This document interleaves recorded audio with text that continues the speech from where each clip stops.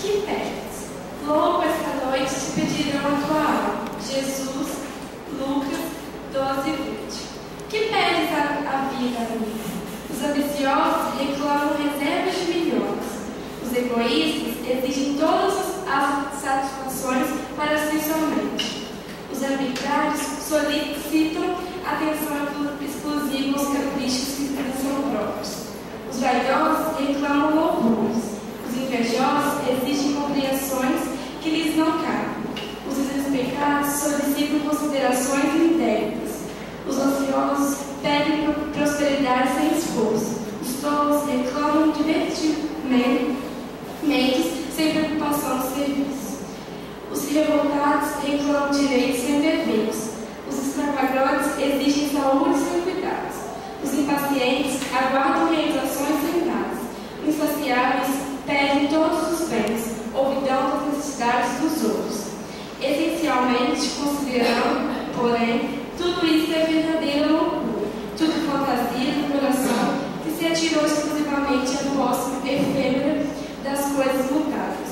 Vigia, assim, cautelosamente, o plano de teus desejos. Que pedes a vida? Não te esqueças de que, talvez nesta noite, pedirá ao Senhor a tua alma.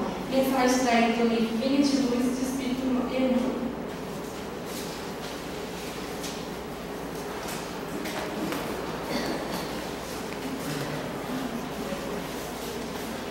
Agora nós vamos fazer a nossa prece de hoje, pedindo ao nosso Mestre Jesus que possa nos abençoar nesse momento, em que aqui nos encontramos nessa casa de oração, essa casa bendita que nos acolhe, para podermos estudar um pouco do seu Evangelho de luz, podermos apreciar todos os ensinamentos dessa doutrina que nos acalenta, que nos consola, para que nós possamos vencer as dificuldades da vida.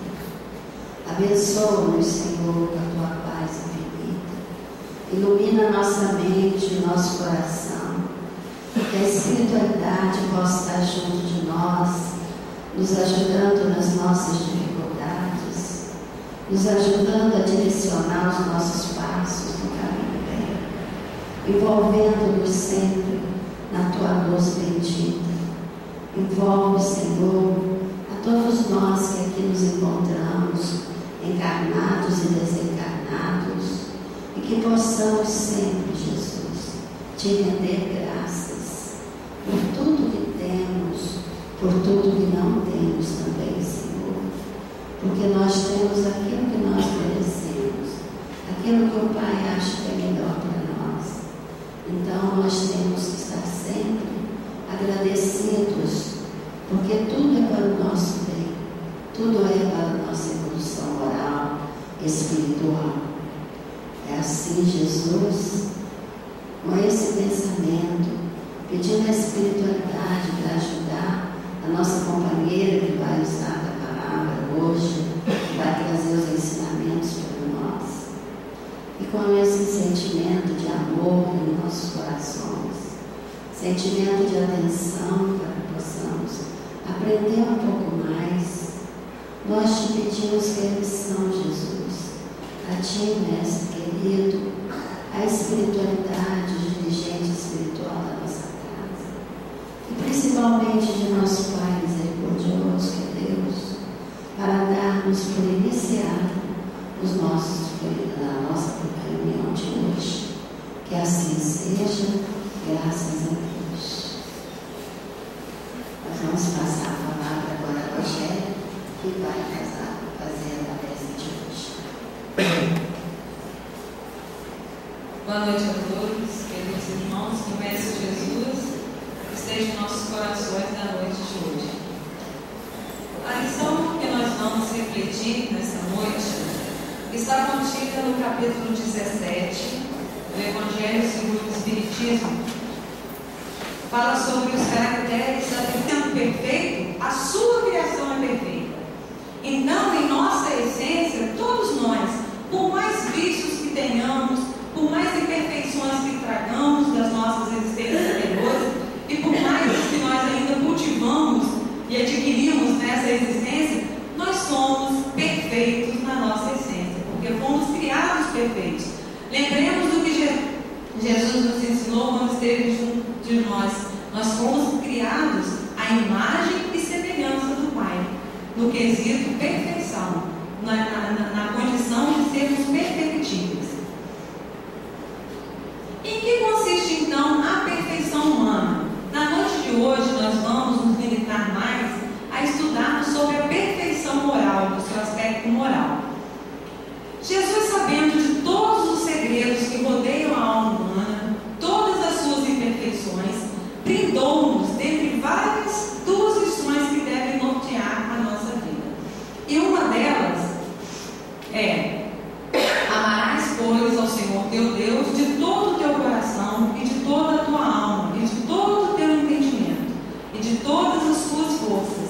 Este é o primeiro mandamento. E o segundo, semelhante a este, é: amarás o teu próximo como a ti mesmo. Não há outro mandamento maior do que este. Então essa é a primeira lição que nós vamos refletir e que nós vamos analisar. E na medida do possível vamos trazer para as nossas vidas.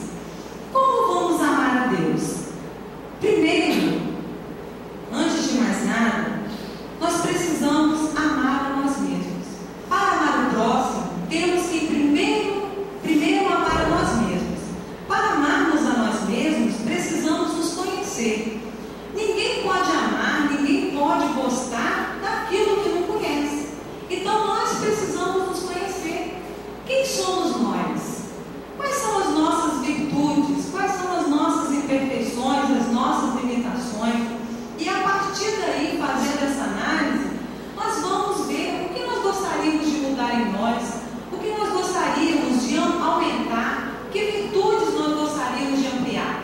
E se nós não nos conhecemos, como que nós vamos nos amar? Como que a gente vai gostar da gente? Se não em dada situação da vida da gente, a gente vai se decepcionar com a gente mesmo, porque a gente não se conhece. Então a gente precisa se conhecer. Em primeiro lugar, para a gente primeiro se amar. E uma outra coisa muito importante que o autoconhecimento nos traz é que nos permite olhar para o próximo como um reflexo de nós mesmos. Por quê? Conhecendo a nós mesmos, tendo a consciência das nossas imperfeições, das nossas limitações, nós vamos, quando olharmos para o próximo e vermos nele e detectarmos um vício, uma imperfeição, uma limitação que também nós temos, o que vai acontecer? Nós vamos pensar duas vezes antes de julgar, antes de apontar, porque nós vamos ver que nós também temos aquele vício, que nós também temos aquela limitação, que nós também erramos, que nós também falhamos, assim como o nosso irmão. Então o que vai acontecer? Nós vamos passar a entender o problema que aflige o nosso irmão e não apontá-lo como juízes severos. Não vertermos julgamentos pesados para conosco, portanto seremos indulgentes para com nossos irmãos. Nós não somos tão condescendentes quando nós nos julgamos, Quantos senãos, quantas desculpas, nós trazemos para nós ao analisarmos uma atitude muitas vezes que não é muito agradável que nós temos em dada situação.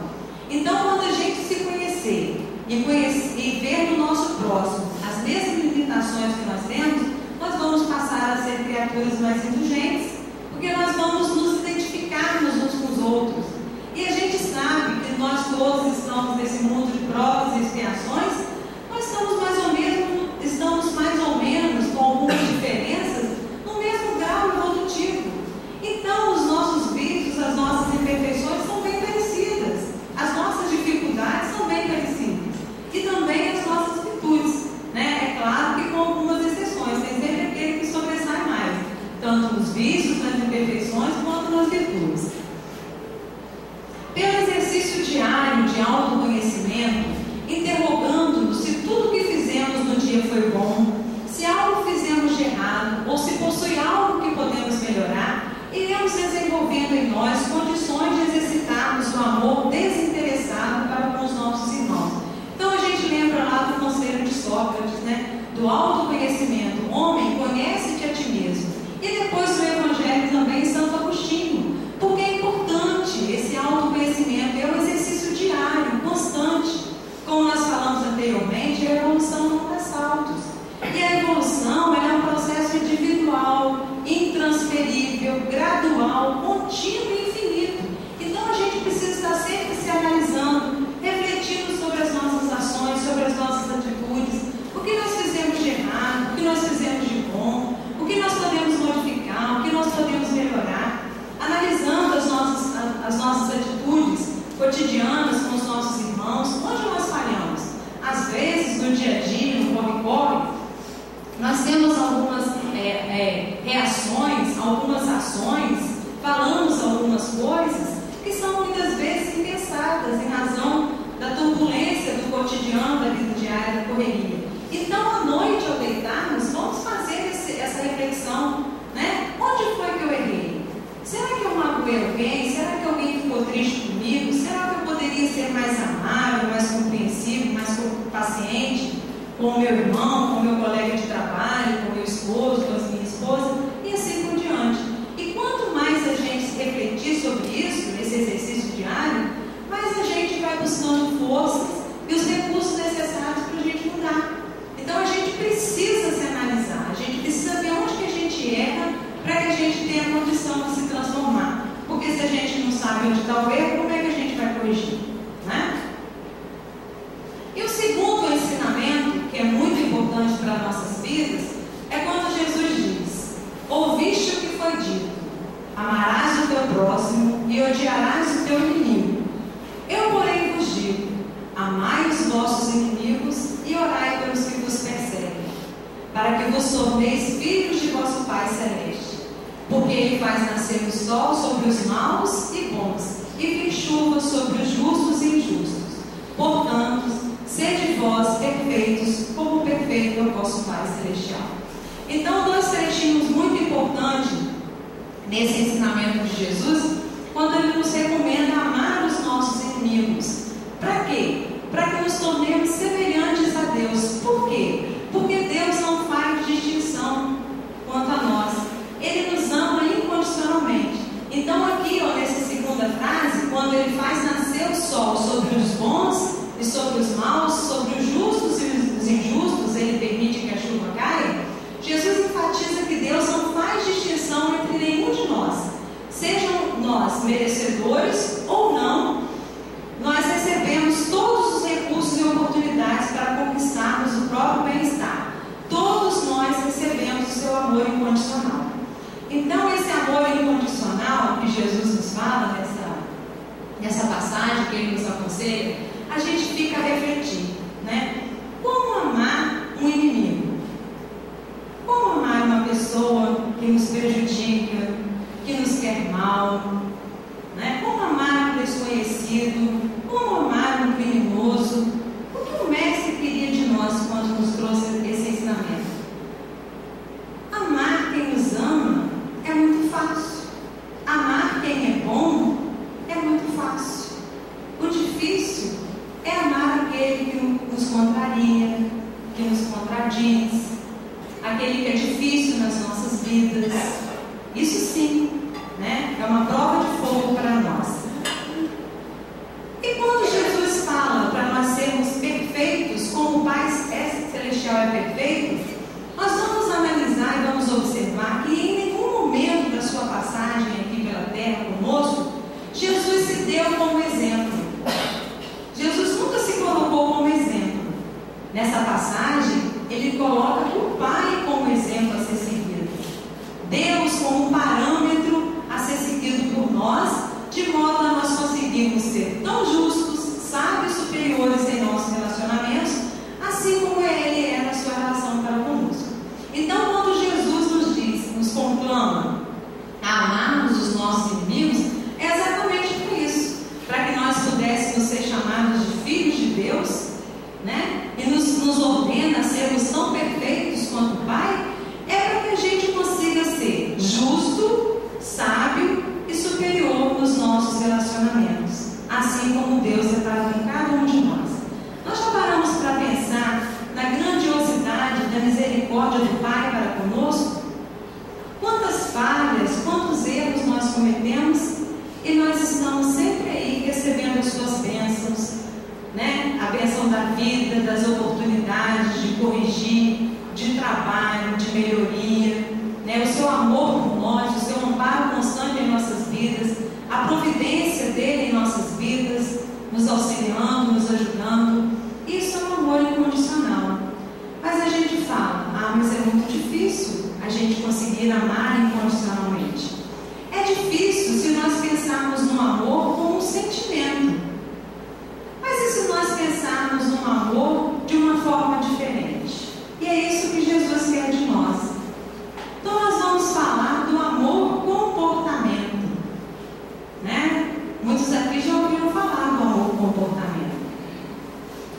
sempre nós conseguimos controlar o que sentimos em relação a uma pessoa, mas podemos controlar como nos comportamos em relação a ela. A gente pode não gostar daquele vizinho difícil que toda vez para o carro na frente da nossa garagem, nos impede de entrar. Naquele vizinho muitas vezes que coloca o lixo na nossa porta e depois vem a chuva e leva o lixo todo para dentro da casa da gente, né? Naquele colega de trabalho que está sempre pronto a nos prejudicar, a detectar a pequena falha que nós temos e falar para o chefe, né? Podemos não gostar daquele chefe difícil que nós somos obrigados muitas vezes a conviver com ele diariamente, porque precisamos trabalhar, né? Podemos não gostar de um parente que dificulta a nossa vida, podemos não gostar, podemos não sentir amor por essa criatura, assim como nós sentimos por um amigo que nos quer bem, que nos ajuda, que nos protege, mas nós podemos nos comportar amorosamente com relação a essas pessoas. E o que é comportar-se amorosamente? Comportar amorosamente significa ser paciente, compreensivo, respeitoso, humilde, generoso, honesto, não retribuir o mal, não se sentir feliz com a infelicidade alheia, não ser inconveniente, arrogante, não condenar o erro cometido.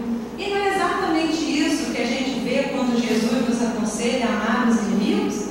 Jesus não esperava de nós que nós tivéssemos a mesma confiança, o mesmo amor, o mesmo carinho que nós temos por um amigo que nos quer bem, que nos ajuda, que nos protege, com aquela criatura que nos prejudica, que dificulta as nossas vidas.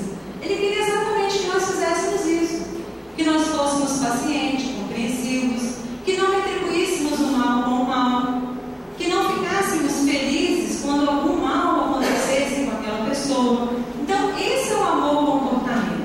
Exercitando esse amor-comportamento para com aquelas pessoas que a gente julga ser difíceis em nossas vidas, mas a gente sabe que nada é por acaso, muito nós temos que aprender com aquela criatura, ou muito devemos também aquela criatura, né? Então, se nós formos exercitando o amor-comportamento, quando nós nos apercebermos, nós já vamos estar lá no amor-sentimento.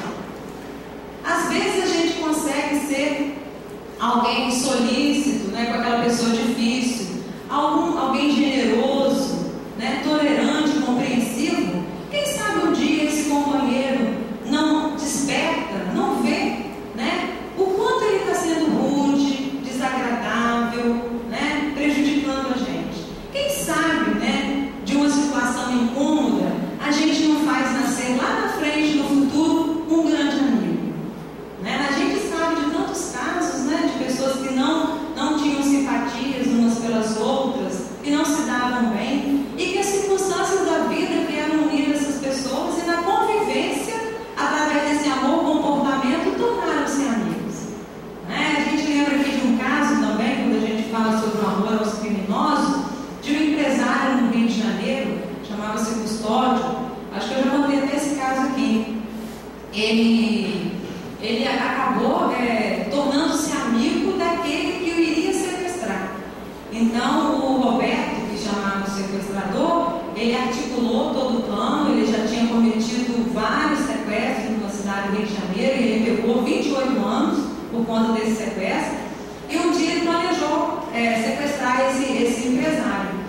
Só que o sequestro não deu certo e ele foi preso. E o Custódio ficou sabendo quem era a pessoa que ele iria sequestrar. E ele o visitava na penitenciária.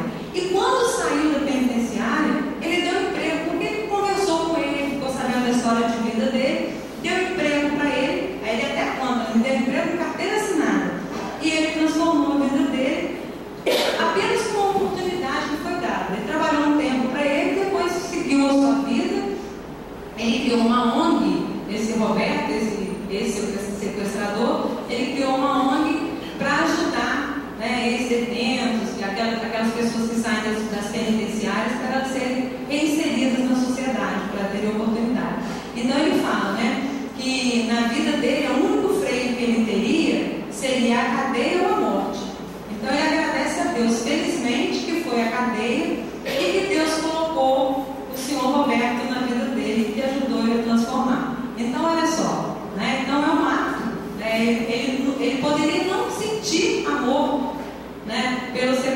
pecador, mas ele teve um comportamento amoroso. E é isso que o Mestre espera de nós. A essência da perfeição é a caridade na sua mais ampla acepção, visto que implica a prática de todas as outras virtudes. Então, a essência da perfeição está no quê? Na prática da caridade. E o que é a caridade? A gente lembra lá, quando Kardec fala para a gente, fora da caridade não há salvação. Por quê? Só através do exercício do amor. E a caridade, né, é o exercício do amor. Então, através do exercício do amor, praticando o bem, sendo caridosos, né, é que nós vamos alcançar a perfeição. Porque, sendo caridosos, nós vamos exercitando todas as nossas virtudes. E nós buscamos lá na questão 893 e 895 do Livro dos Espíritos, e eles nos trazem o seguinte ensinamento: a sublimidade da virtude é o sacrifício do interesse pessoal em benefício do próximo, sem nenhum pensamento oculto. A mais meritória é a que assenta na mais desinteressada caridade. Em contrapartida, coloca para a gente também: o sinal mais característico da imperfeição espiritual é o interesse pessoal. O verdadeiro desinteresse é coisa tão rara na Terra que é admirado como fenômeno quando se manifesta. Então a gente para analisar um pouquinho e a gente começa a ver, a refletir e ver exemplos de pessoas que fazem o bem, que praticam a caridade de forma espontânea, natural, sem nenhum esforço. É algo próprio daquela criatura. E a gente às vezes fica admirado, né? Como pode às vezes uma pessoa abrir mão de si mesmo em benefício do próximo, uma doação constante em favor do próximo. E a gente fica, parece que é um fenômeno, né? Quando a verdadeira e desinteressada caridade, quando a gente detecta, quando a gente observa essa prática, a gente acha que é a coisa do outro mundo, né? Mas os espíritos dizem que não, né? Que um dia, aqui na Terra, o que é a exceção será a regra, porque nos mundos mais evoluídos do nosso planeta é assim. Então, a caridade praticada, né, em toda a sua essência, em toda a sua pureza, muito embora muitas vezes nos espante, a gente fala: mas não é possível, né? Não é possível que essa criatura faz isso mesmo. Abre mão muitas vezes da família, do conforto, né, dos bens materiais em benefício do próximo. Então é algo que a gente fica até espantado. E, em contrapartida, o interesse pessoal é o sinal mais grave da imperfeição. E o interesse pessoal, ele está pautado em dois vícios que nós ainda trazemos muito dentro de nós, que é o orgulho e o egoísmo, né? Então, muitas vezes a gente se analisa e fala: mas eu sou uma pessoa boa. Ou a gente olha para alguém que convive conosco, um amigo, ou quem quer que seja, e a gente vê que aquela pessoa tem tantas qualidades, tem tantas virtudes, é uma pessoa tão boa, a gente até pensa: será que é um homem de bem? Como Jesus nos falou no Evangelho? E, infelizmente, às vezes a gente se decepciona. Por quê? Porque nós ainda temos muitas limitações. E quando muitas vezes na nossa vida o nosso interesse pessoal está em jogo, aí a gente mostra o que nós realmente somos. Então, se a gente quer saber quem que a gente é, que conquista que nós fizemos, a gente tem que analisar. Em toda e qualquer situação, estando o meu interesse pessoal em jogo ou não, eu serei capaz de agir dessa ou daquela forma? Porque fazer o bem, praticar a caridade, quando tudo está bem, é fácil, né? Quando tudo são flores em nossas vidas, é fácil. É fácil a gente ser bom, é fácil a gente doar, é fácil a gente ser paciente, né? É fácil a gente ser compreensivo, tolerante. Mas e quando as coisas estão difíceis? E quando a dor está nos apertando, batendo a nossa porta? E quando a desarmonia muitas vezes está dentro do nosso lar? Será que a gente consegue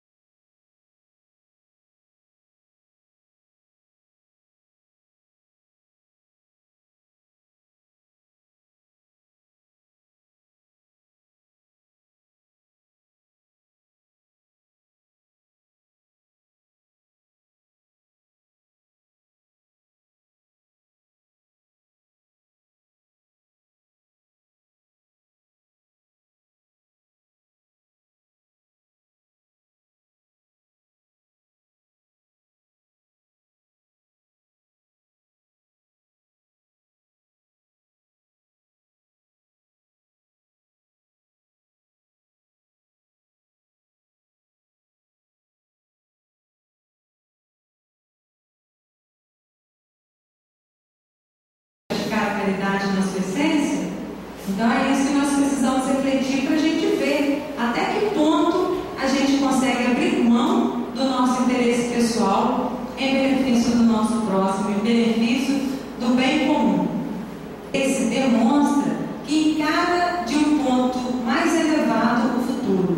Então a gente tem que ter muito cuidado, né? Porque a matéria, ela é muito persuasiva, né? Ela é muito ilusória, ela nos ilude muito, os prazeres materiais. E com isso, a gente vai se apegando, né? Se apegando ao conforto, se apegando aos bens, se apegando ao dinheiro, né? E isso tudo vai fazendo com que a gente fique muito preso aqui na Terra, com que a gente não tenha consciência e não desperte para a nossa verdadeira destinação.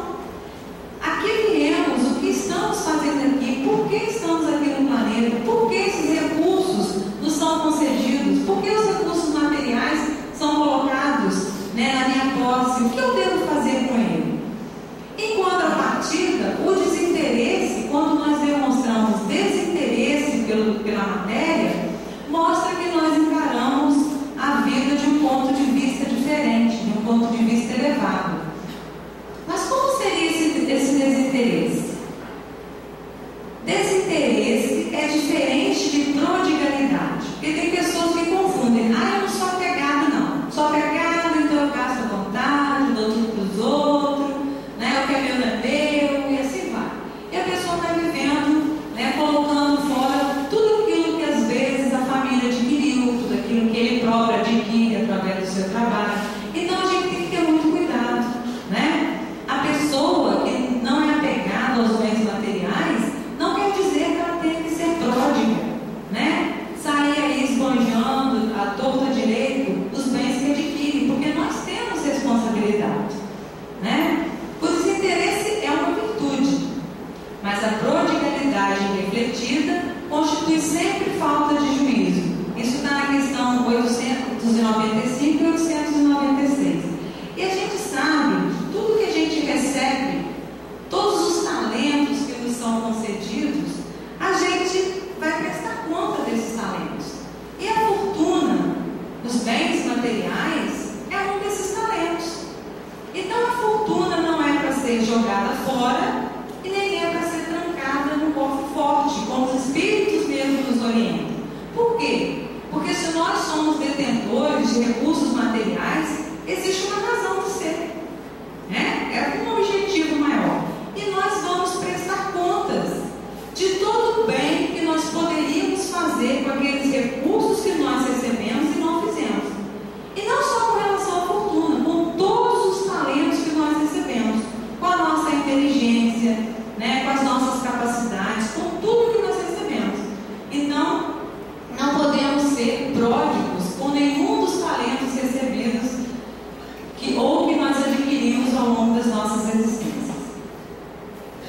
Tornar-se um homem de bem é o primeiro passo para quem deseja alcançar a perfeição. Então, daí a receita, né? Se nós quisermos nos tornar espíritos perfeitos, como Jesus nos ordena, né, no seu ensinamento no início do estudo, nós temos que nos tornar homem de bem. Tendo-se em vista que homem de bem é aquele que pratica a lei de justiça, amor e caridade na sua maior pureza e usa sempre de compreensão e de misericórdia para com o próximo. Quer dizer, é muito fácil, né? A receita está aí, é fácil. Se a gente quiser se tornar espíritos perfeitos o mais rápido possível, basta a gente seguir essa receitinha. E olhando tudo isso, quando a gente lê lá no Evangelho, né, acho que todos aqui já leram nessa página, os caracteres do homem de bem, né? O homem de bem. Então tem uma lista lá enorme, e a gente com certeza já está aí tentando praticar a maioria delas, tá vendo? Muito embora não consigamos, mas a gente está tentando. Mas quando a gente lê aquilo tudo, o que pode acontecer conosco? A gente pode desanimar, pode.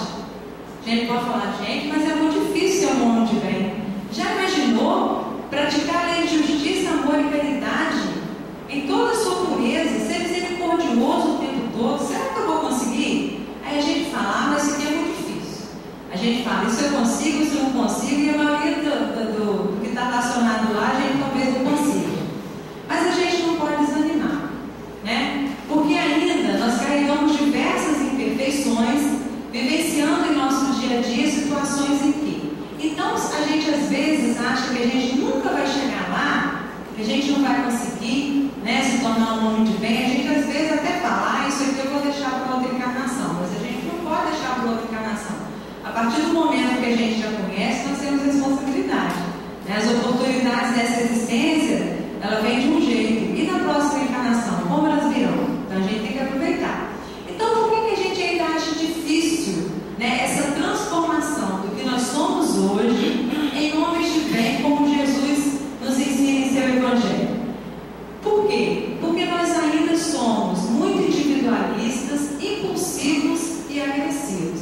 Aí a pessoa fala, mas eu não sou agressiva, não, eu não sou individualista, eu penso em todo mundo, eu ajudo todo mundo, eu não sou uma pessoa impulsiva, não. A Rogéria está falando ali tudo errado. Mas vamos fazer um teste? Vamos lembrar da questão 896 do Livro dos Espíritos? Vamos colocar o nosso interesse pessoal em jogo? E aí? Será que a gente não age como pessoas individualistas? Será que muitas vezes nós nos tornamos impulsivos, agimos sem pensar? E agressivos então? Para nos defendermos, né? Para defendermos uma ideia, para nos ficarmos bem numa situação. Então a gente precisa se analisar.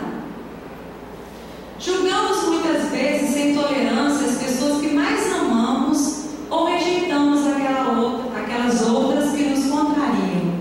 Então às vezes a gente faz isso, principalmente dentro do nosso lar, muitas vezes com os nossos amigos que nos querem tão bem, e a gente está aí sendo intolerante, julgando com intolerância, não sendo compreensivo, não sendo pacientes.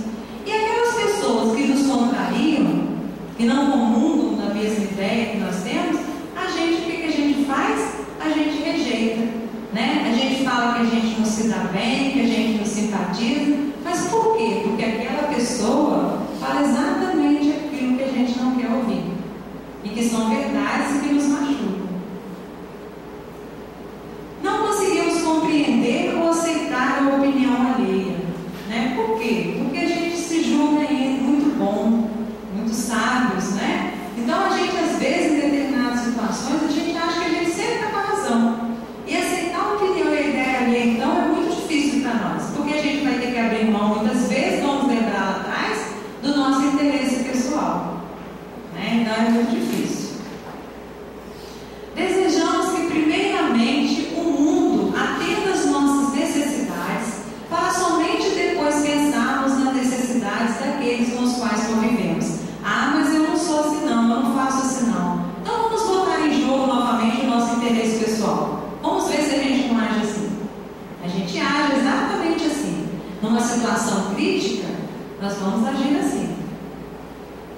Somos rápidos para reclamar e lentos para agradecer. Não é assim que acontece com a gente?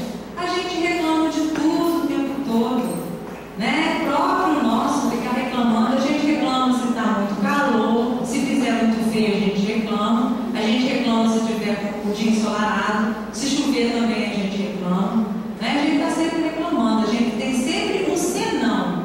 Nós somos muito insatisfeitos, esquecemos de agradecer quantas bênçãos recebemos em nossas vidas. Produzimos uma infinidade de pensamentos pessimistas que acabam por prejudicar a própria qualidade de vida. Isso por quê? Por conta da nossa fé, que ainda é muito frágil. Então, às vezes, quando acontece alguma coisa boa na vida da gente, o que a gente pensa? Ih, está tão bom. Como é que é? A gente fala, como é que é o ditado? O que é bom dura pouco, não é isso? A gente sempre tem esse lado pessimista de achar que a felicidade vai acabar, que o conforto vai acabar, que o bem-estar vai acabar, né? Que aquela harmonia vai acabar. Por quê? Porque nós somos pessimistas em razão da nossa fé frágil, né? Então a gente está sempre. E o que vai acontecer? Poucos de nós somos altruístas e otimistas o tempo todo, né? É difícil ser altruísta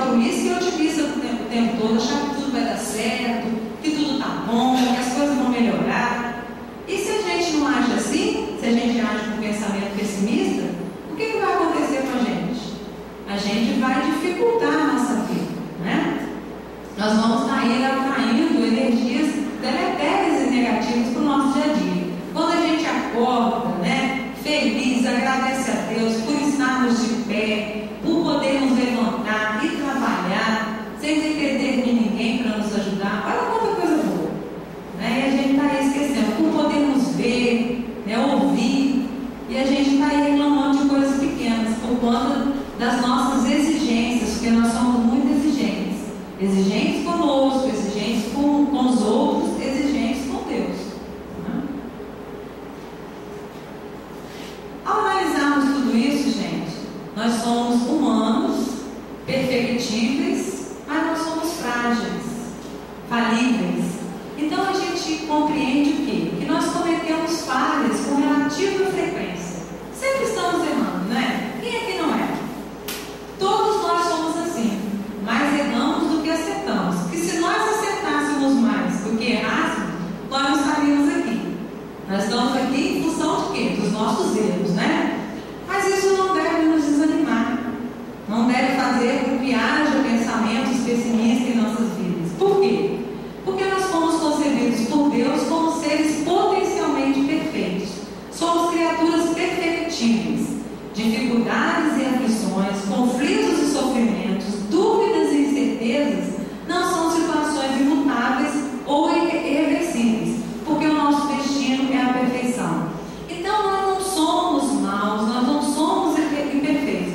Nós estamos nessa condição atualmente, mas a nossa destinação é a perfeição.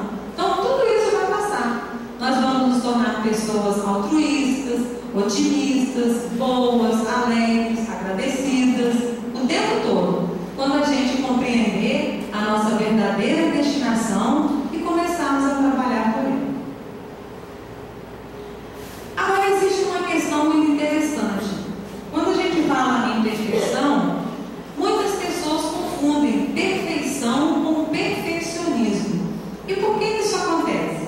Em decorrência de uma errônea concepção do que seja perfeição, muitos confundem com perfeccionismo. E nós trouxemos aqui a definição de perfeição e perfeccionismo. A perfeição é o quê? É correção, exatidão, mestria, precisão, execução sem falha. E pelo lado moral seria o quê? O conjunto de todas as virtudes. E perfeccionismo é uma tendência obsessivamente exagerada para atingir a perfeição na realização de alguma coisa. Alguém aqui viu o Fantástico Ano? Né? Eles falaram lá sobre o transtorno obsessivo compulsivo. E é isso que o perfeccionismo vai nos levar a esse tipo de transtorno. Se nós ficarmos querendo obsessivamente, exageradamente, realizar algo de forma perfeita, que não possa sair errado nem um milímetro, nós vamos trazer para as nossas vidas distúrbios. E um deles é esse, né? Então nós trouxemos aqui algumas características comportamentais de um indivíduo perfeccionista. E a gente vai observar que, muito embora a gente fale, eu não sou perfeccionista não, a gente vai ver que em muitas coisas nós nos identificamos, se não totalmente, mas pelo menos parcialmente. Então nós trouxemos, achamos muito interessante a gente refletir sobre isso, porque a pessoa acha que ser perfeccionista é ser perfeito. O perfeccionismo tem a ver com as coisas materiais e não com as coisas morais. A perfeição está ligada às coisas morais. E o perfeccionismo muito pelo contrário, né? É coisa aqui na matéria. Então, o indivíduo perfeccionista, o que ele faz? O indivíduo perfeccionista, ele se distancia muito da perfeição, porque é muito difícil conviver com uma pessoa perfeccionista. É muito difícil lidar com uma pessoa perfeccionista, porque são muito exigentes consigo mesmo e com o próximo também. E o perfeccionista, ele tem uma compulsão de fazer as coisas com perfeição e põe-se a realizar tarefas impecáveis quando poderia fazê-las apenas com esmero. Então tem que ser perfeito, impecável, não pode ter um errinho. Considera-se a única pessoa capaz de realizar bem as coisas. E por conta disso, nem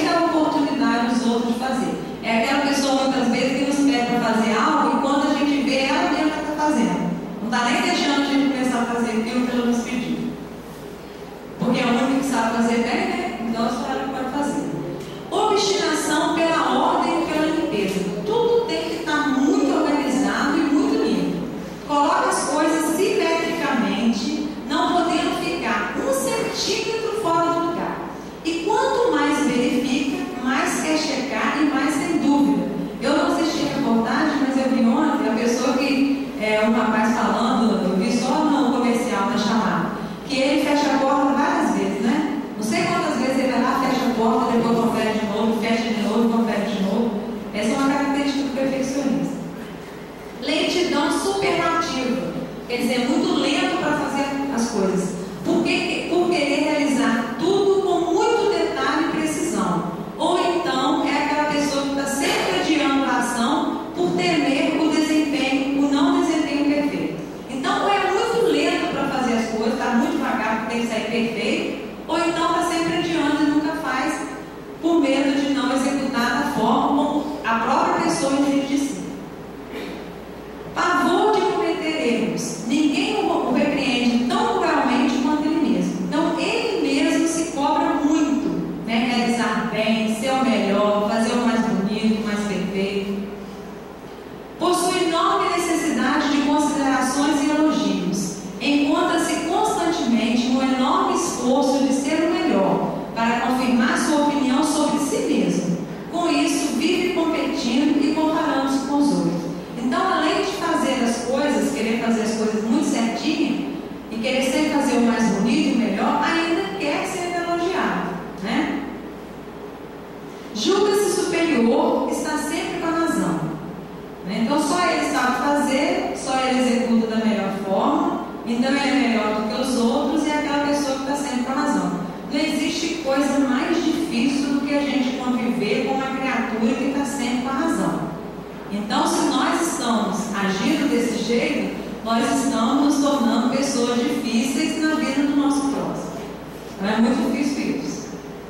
Uma tendência a classificar tudo que existe em extremos opostos. Ou é certo ou é errado, moral ou imoral, tudo ou nada. Não existe meio termo para essa criatura, né?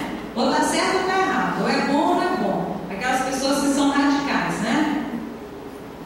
Busca incessantemente controlar a ordem exterior, vigiando os comportamentos alheios como verdadeiros juízes da moral e dos costumes do próximo. Então, além de ser exigente consigo, é também exigente com o próximo, né? E fica aí muitas vezes querendo ditar normas, ditar regras para a nossa vida, né? Então, nós deveríamos, cada um de nós, cuidar da nossa própria vida, que a gente já está fazendo uma grande coisa, que já é muito difícil. E às vezes a gente vai se meter e querer controlar a vida do outro, seja o outro quem quer que seja. Esperar de nós mesmos e das outras pessoas a perfeição absoluta no modo de pensar, de sentir e de agir, trata-se de uma expectativa contraproducente. Então, se a gente está esperando de nós mesmos e dos outros a perfeição, a gente vai estar tendo uma expectativa contraproducente que a gente sabe que não vai acontecer. Porque nós somos falíveis, por mais que a gente tenha a mania de sermos perfeccionistas, por mais que sejamos perfeccionistas, nós temos limitações. A gente nunca vai conseguir realizar as coisas perfeitamente. Sempre pode haver alguma falha, né? E o que acontece? O perfeccionismo é uma imperfeição que nos coloca num estado tão grande de ansiedade, de inquietação e de cobranças internas, que fazem com que os erros se tornem muito mais frequentes. Quando não aceitamos a possibilidade de falhas e limitações naturais do ser humano, o amor incondicional por nós mesmos e pelos outros não encontra terreno para se desenvolver. Então, muitas vezes nas nossas vidas, o nosso móvel está sendo nos tornarmos pessoas perfeccionistas, né? A tendência nossa, muitas vezes, confundindo com o que seja perfeição, está sendo ir para esse lado. E a gente tem que parar e refletir. Por que somos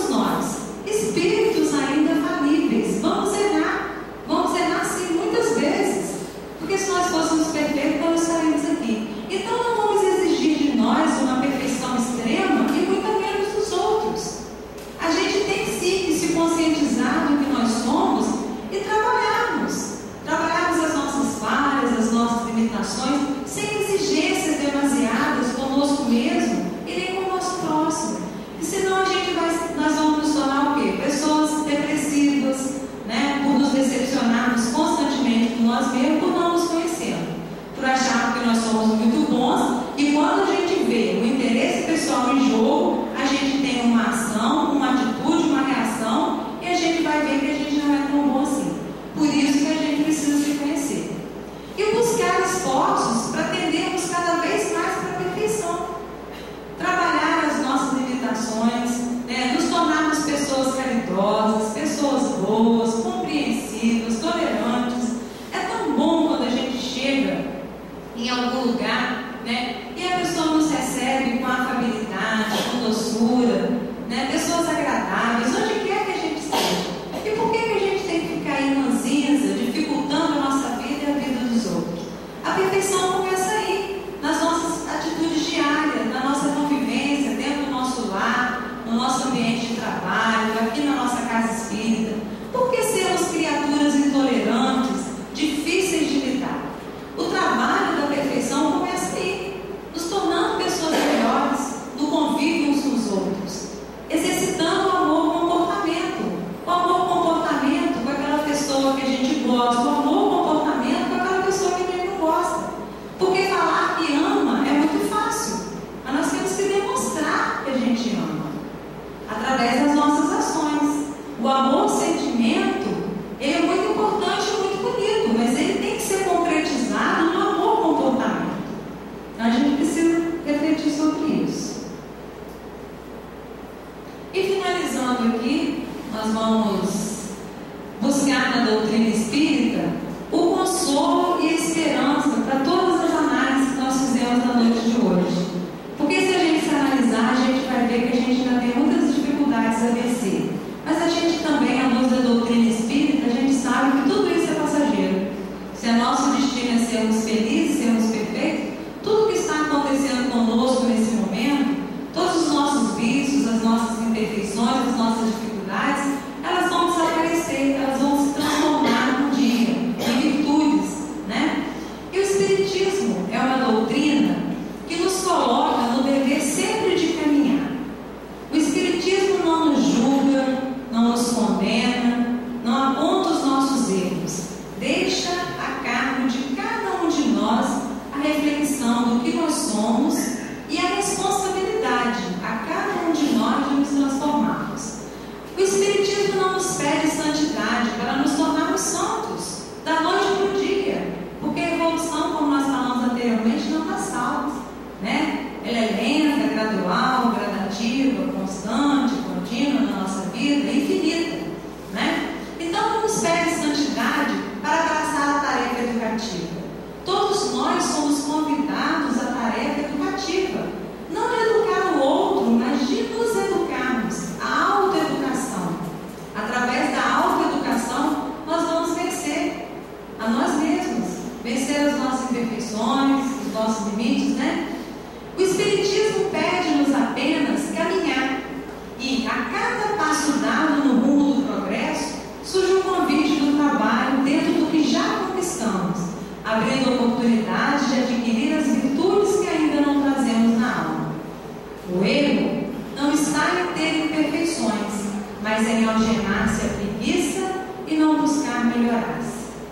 Então o erro não está em sermos imperfeitos, porque todos nós somos. O erro está em nos acomodarmos, em cruzarmos os braços, ainda mais quando nós temos consciência das nossas limitações e das nossas imperfeições, e não fazermos nada. E finalmente, terminando o nosso estudo da noite de hoje, conforme Kardec nos diz, reconhece-se o verdadeiro espírita pela sua transformação moral e pelos esforços que faz para dominar suas más inclinações. Então nós sabemos que não somos santos. Podemos nos intitular verdadeiros espíritas? Sim, se nós estivermos trabalhando pela nossa transformação moral e nos esforçando para vencermos as nossas más inclinações. Então que a paz do Mestre Jesus envolva-nos no retorno aos nossos lares e que fique aí esses dois ensinamentos de Jesus para nortear a nossa vida. Amar a Deus acima de todas as coisas e ao próximo como a ti mesmo, e amar também os nossos inimigos. É uma tarefa difícil, mas nós sabemos que nós somos capazes. forma racional o que Jesus queria dizer com esses ensinamentos, a gente tem a certeza absoluta que nós somos